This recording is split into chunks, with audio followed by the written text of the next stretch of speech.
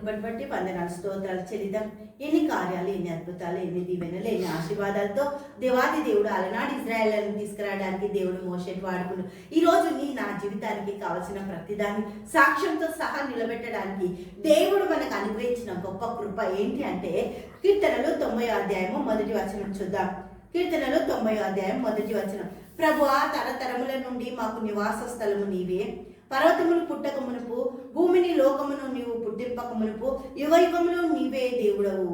నీవు మనుషులని మట్టికి మార్చి ఉన్నావు. నరులారా తిరిగి రండని నీవు సెలవిచ్చుచున్నావు. నీ దృష్టికి 1000 సంవత్సరములు గతించిన నిన్నటి వలె ఉన్నవి, రాత్రి అంతలి ఒక జాము వలెనున్నవి. దేవుడికి స్తోత్రం.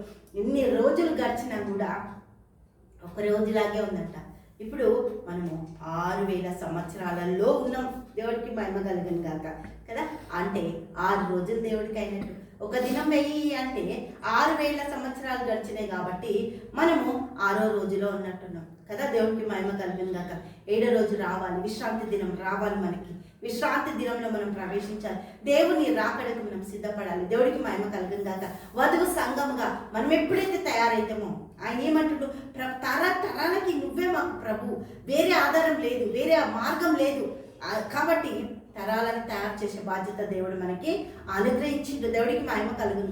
ఆయన కొరకు బ్రతికే కృపనిచ్చిండు. ఆయన కొరకు జీవించే ధన్యతని మనకు అనుగ్రహించిండు. భూమి పుట్టక మునుపు సమస్తము నీ కొరకు నా కొరకు చేసి పెట్టి ముగించేసిండు. ముగించిన వాటిని పొందుకుంటున్నాం, అయిపోయిన వాటిని తీసుకుంటున్నాం. ఎక్కడి నుంచి అయిపోయినాయి, హల్లెలూయా, ఎక్కడి నుంచి మొదలవుతున్నాయి, ఎక్కడి నుంచి మన జీవితానికి రావాలి. అయ్యో ప్రభు ఇది రావట్లేదు, అయ్యో అప్పుడే చేసి పెట్టేసినా కదా మీ కొరకు, వాటన్నిటిని మీరు పొందుకోండి కదా. దేవుడికి మహిమ కలుగును గాక. హల్లెలూయా. ప్రతి కార్యము ఆయన దగ్గర నుంచి సాఫల్యత అయ్యి మన జీవితాలకు రావడానికి మధ్యలో ఉన్న ఆటంకాలని ఛేదించుకొని ప్రార్థన ద్వారా, ప్రార్థన నీ జీవితానికి చాలా ఇంపార్టెంట్. హల్లెలూయా. 1000 తరాల వరకు అంటాడు. 1000 తరాలు దేవుడికి మహిమ కలుగును గాక. 1000 సంవత్సరాలు వేరు, 1000 తరాలు వేరు. జనరేషన్ని తయారు చేయాలి దేవుడి కొరకు. దేవునికి మహిమ కలుగును గాక. ఆయన కొరకు నువ్వు నిలబడ్డప్పుడు నీ కొరకు ఆయన పనిచేస్తాడు. నీ జీవితానికి ఆయన ఆధారం. హల్లెలూయా. ఆయన ఆశీర్వాదం నీకు, నీ కుటుంబానికి తరాల వరకు దేవుడు పనిచేస్తాడు.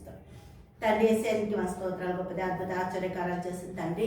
బిడ్డల్ని దీవించి ఆశించి కృప చూపించి ధన్యత దయచేయండి. మహిమతో నింపు, అన్ని రంగాలు ఆశీర్వదించి అబ్రాహాము సంతానంగా నిలబెట్టండి. యేసుక్రీస్తు నామములో ప్రార్థిస్తున్నాము తండ్రి. ఆమేన్, ఆమేన్, ఆమేన్.